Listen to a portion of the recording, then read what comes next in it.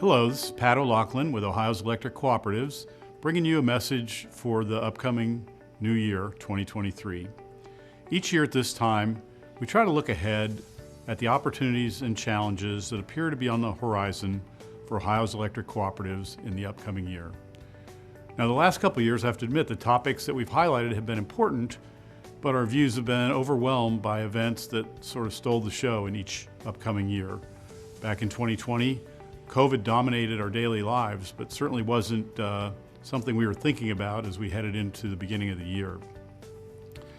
And then last year, while there were signs of inflation and there were some concerns about supply chain issues ahead, no indication that we would have the enormous economic impact of the supply chain disruptions that we experienced this last year. No idea that Russia's invasion of the Ukraine would have such a staggering impact, not only on Europe, but the whole world, and the inflation that we've endured throughout the entire year of 2022. Yet with sound business plans and a capable workforce, Ohio's electric cooperatives were able to continue to deliver safe, reliable electricity at affordable prices, even without knowing very clearly what the future headlines would hold. Those enormous economic impacts you talked about that we saw in 2022, how did that affect Ohio's electric cooperatives? And then how are you able to keep delivering reliable, affordable electricity? Yeah, so the biggest impacts we saw on electric cooperatives were increases in the prices of things that we purchase.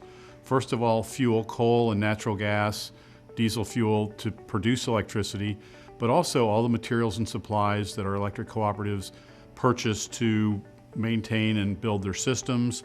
And of course, trucks, equipment, fuel, everything was more expensive through the year. But really what we were able to do is continue to rely on our cost-based business model, where we have investments already made, not only in the infrastructure that we need and in plants to produce electricity, but also in our workforce. So we were ready to meet the challenge. Of course, we did see some increases in price as we had to absorb these higher costs, but we were able to keep them lower than what most utilities saw around the country.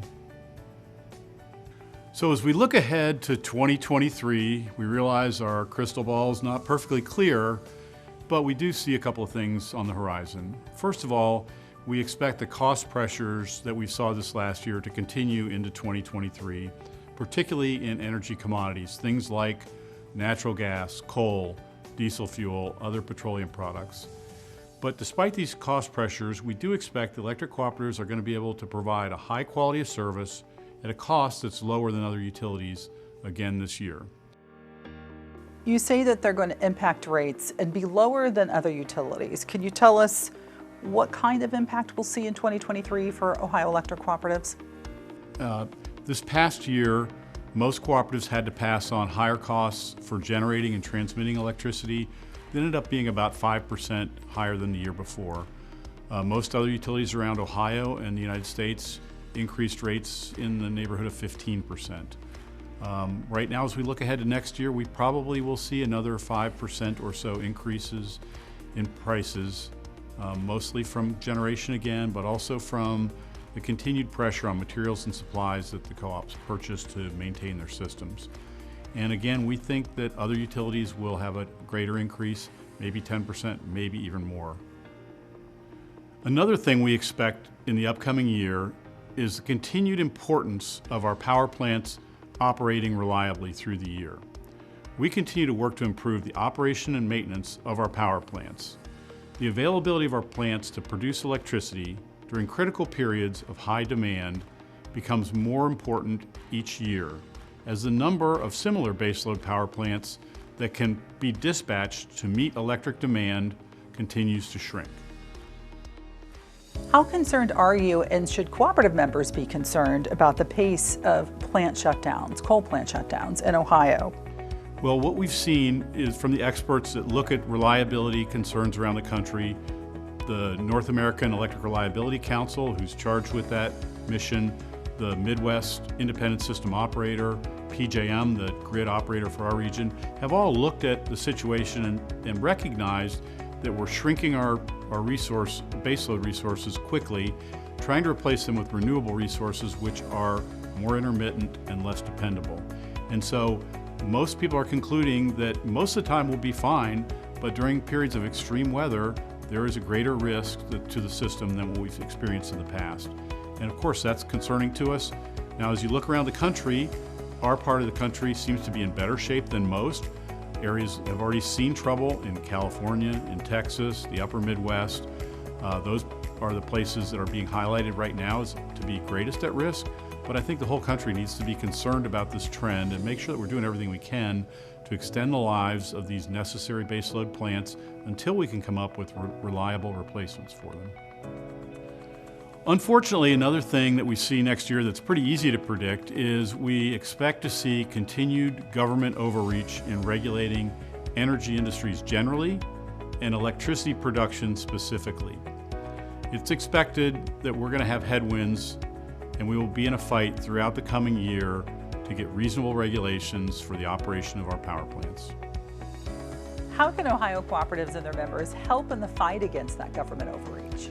Well, the best tools that we have to help our cooperatives provide reliable and affordable electricity is to support our Political Action Committee, America's Electric Cooperatives Political Action Committee, and also to support your cooperative leaders as they try to engage with our government leaders to try to get fair and even-handed regulations that protect our environment and maintain a reliable and affordable electric system.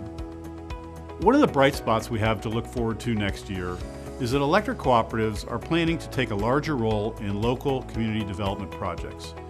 We are seeking to keep some of the tax dollars that are already being collected on electricity sales available for projects that benefit the local community where they're collected. So explain, how are we able to keep these taxes and what kind of local community projects might we see? So cooperative leaders in the coming year are going to be engaged with our state legislators to try to keep some of the tax dollars that we collect on electricity sales and remit to the state of Ohio, and instead direct them towards community projects that will impact the local community. Things like local economic development projects, local infrastructure projects, roads, water, sewer, things that can help build the community and keep more of those funds local rather than sending them off to Columbus. Finally, as we look ahead to 2023, we are going to continue to emphasize workforce training and development for our line workers, our power plant employees, and our managers to help make sure we make sound decisions in our day-to-day work and continue to build a strong and enduring business foundation for the challenges that lie ahead, both seen and unseen. Thanks for spending a few minutes with us today to learn more about your electric cooperative. And I want to hope you and your family enjoy a safe and happy new year.